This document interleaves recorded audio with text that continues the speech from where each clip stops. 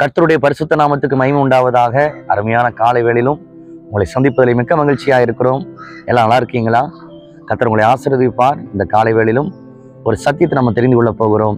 எடுத்துக்கொள்ளலாம். 1 தீமோத்தேயு புஸ்தகம் 4வது அதிகாரத்திலே 15வது வசனத்தை வாசிக்க போகிறோம். நீ தேறுகிறது யாவருக்கும் விளங்கும்படி இவைகளையே சிந்தித்துக் கொண்டிரு, இவைகளிலே நிலைத்திரு. தீமோத்தேயுக்கு அவனுடைய தகப்பனாகிய ஆவிக்குரிய தகப்பனாய் இருந்த பவுல் இப்படியாய் எழுதுகிறார். நீ தேறுகிறது யாவருக்கும் விளங்கும்படி இவைகளிலே சிந்தித்துக் கொண்டிரு, இவைகளிலே நிலைத்திரு. அன்பு தேவனுடைய பிள்ளைகளே, இந்த காலை வேளையில கூட நம்ம ஒரு சத்தியத்தை பார்க்க போகிறோம். பலர் சொல்லுவாங்க, நான் ரட்சிக்கப்பட்டு பல ஆண்டுகள் ஆயிடுச்சு, இத்தனை ஆண்டுகள் நான் தேவனுடைய சபைக்கு போய் கொண்டிருக்கிறேன், கர்த்தர் என்னை சிறு வயதிலிருந்தே ரட்சித்தார் அப்படின்னு பலர் சொல்லுகிறத கேட்டிருக்கிறோம்.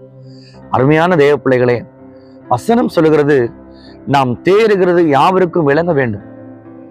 ஆமா தேவ பிள்ளைகளே, ஒரு குழந்தைய பாருங்க. ஒரு குழந்தை பிறந்த பிறகு அதனுடைய வளர்ச்சி நம்ம எதனால் கணக்கெடுக்கிறோம்? அந்த குழந்தை வளரணும், நடக்கணும், பேசணும், தவளணும், இப்படி பல காரியங்கள் அடையாளங்கள் இருக்கிறது. இப்படி பல அடையாளங்களை வச்சுதான் ஒரு குழந்தை வளருதுன்னு நம்ம கன்ஃபார்ம் பண்றோம். அது மாதிரி ஒரு தேவ பிள்ளை வளர்கிறாங்க அப்படின்னா எதை வைத்து கன்ஃபார்ம் பண்ணுவோம் அப்படின்னா, வசனம் தெளிவாய் சொல்லுகிறது. அதுக்கு முந்தைய வசனத்தை நம்ம வாசிச்ச அந்த அர்த்தம் புரியும் பாருங்க.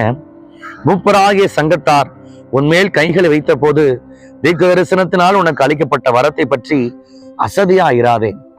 ஆமாம், ஒரு தேவ பிள்ளை வளர்ந்துட்டாங்க, வளர்ந்து கொண்டு இருக்கிறாங்க அப்படிங்கிறதுக்கு என்ன அடையாளம் தெரியுமா?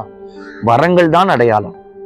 வரங்கள் தான், தேவனுடைய வரங்கள் தான் அவர்களுக்குள்ள கிரியை செய்யும் பொழுது அவர்கள் வளர்ந்து கொண்டிருக்கிறார்கள் என்பதற்கான அடையாளம் பலருக்கு தெரிய வருகிறது. ஆம் தேவ பிள்ளைகளே, நீங்க வரங்களை பெற்றிருக்கிறீங்களா? வரங்கள் உங்களுக்குள்ள கிரியை செய்கிறதா? அப்படி இல்லை என்றால் இந்த கால வேளையில் உங்களுடைய தேவ சமூகத்தில் உங்களை தாழ்த்திருங்கள். வரங்கள் உங்களுக்குள்ள கிரியை செய்யும் பொழுது நீங்கள் வளர்ந்து கொண்டிருப்பது யாவருக்கும் விளங்கும், எல்லாருக்கும் தெரிய வரும், தேவனும் அதில் மகிமைப்படுவார். ஏன் எனக்கு வரங்கள் வேண்டுமா? வரங்கள் எல்லாமே ஊழியம் செய்யலாமே அப்படின்னு சொல்லுகிற அநேகர் இருக்கிறீங்க. இல்ல, ஆவியானவர் நமக்கு வரங்களை பகிர்ந்து கொடுக்கிறவர். எடுத்துக்கொள்ளலாம்.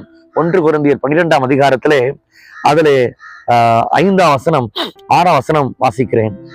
ஊழியங்களிலும் வித்தியாசங்கள் உண்டு, கர்த்தர் ஒருவரே. கிரியைகளிலும் வித்தியாசங்கள் உண்டு, எல்லாருக்குள்ளும் எல்லாவற்றையும் நடப்பிக்கிற தேவன் ஒருவரே. ஆவியினுடைய அனுகிரகம் அவனவனுடைய பிரயோஜனத்துக்கென்று அளிக்கப்பட்டிருக்கிறது. ஆவியானவர் ஒவ்வொரு தேவ பிள்ளைகளுக்கும் அவனுடைய பிரயோஜனத்திற்காக வரங்களை கொடுத்திருக்கிறார். அவர்கள் பாவத்தை ஜெயிக்க, உலகத்தை ஜெயிக்க, தன்னை பாதுகாத்துக் கொள்ள, தன்னை பரிசுத்தமாய் பாதுகாத்துக் கொள்ள, தேவனுடைய வருகை வரைக்கும் தேவனுடைய சமூகத்திலே காத்திருந்து ஓடுவதற்கு வரங்கள் உங்களுக்கு பிரயோஜனமாயிருக்கும். ஆம் தேவ பிள்ளைகளே, வரங்கள் இல்லாமல் வாழ்ந்து கொண்டிருக்கிறீர்களா? வரங்கள் மிகவும் அவசியம். வரங்கள் இருந்தால்தான் நீங்கள் வளர்ந்து கொண்டிருப்பதற்கு அடையாளமாய் அது மாறுகிறது. தேவ பிள்ளைகள் ஒரு தீர்மானம் செய்யுங்கள்.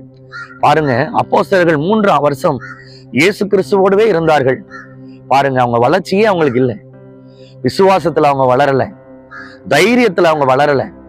அவங்க தேவனோடு தான் இருந்தாங்க. எத்தனையோ அடையாளங்களை பார்த்தாங்க, அற்புதங்களை பார்த்தாங்க. ஒருபோதும் அவங்களுக்குள்ள மாற்றம் வரவே இல்லையே. ஆனால் அப்போஸ்தலர் 1ஆம் அதிகாரத்திலே அவர்கள் காத்திருக்கும் பொழுது, 2ஆம் அதிகாரத்திலே நீங்கள் வாசிச்சு பாருங்க, பெந்தேகோஸ்தே நாள் வந்துச்சு, அவங்க மேல் ஆவியானவர் வந்து இறங்கினார். அவர்களுக்குள்ள காணப்பட்ட குறைகள் எல்லாம் மாறி அவர்களுக்குள்ள வளர்ச்சி உண்டாயிற்று.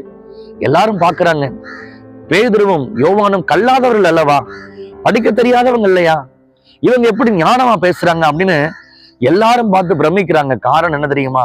அவங்களுக்குள்ள வளர்ச்சியின் அடையாளம் வந்துருச்சு. அதான் வரம். வரம் கிரியை செய்கிறது. அவர்கள் வல்லமையாய் ஊழியம் செய்கிறார்கள், வல்லமையாய் நடப்பிக்கிறார்கள். ஆம் தேவ பிள்ளைகளே, இந்த சத்தியத்தை கேட்கிற யாவருக்கும் ஒரு தயவாக ஒரு வேண்டுகோள் கொடுக்கிறேன். நீங்கள் வரங்களை குறித்து அசதியா இருந்துடாதீங்க. எங்களுக்கு வரம் வேண்டாம்னு நினைச்சிடாதீங்க.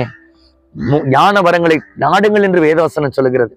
வரங்களை தேடுங்க, தேவ சமூகத்துல காத்துருங்க. அதுதான் உங்க வளர்ச்சியின் அடையாளம். ஜெபிக்கலாம். எங்கள் பரிசுத்தம் நிறைந்த பரலோக தகப்பனே, வரங்களை குறித்து யாரும் அசதியா இராதபடிக்கு அவர்கள் தேறுகிறது விளங்கும்படியாய் கர்த்தர் உதவி செய்திருளும். இயேசு கிறிஸ்துவின் நாமத்தில் ஜெபிக்கிறோம் பிதாவே, ஆமென். God bless you. கர்த்தர் உங்களை ஆசீர்வதிப்பாராக. ஆமென்.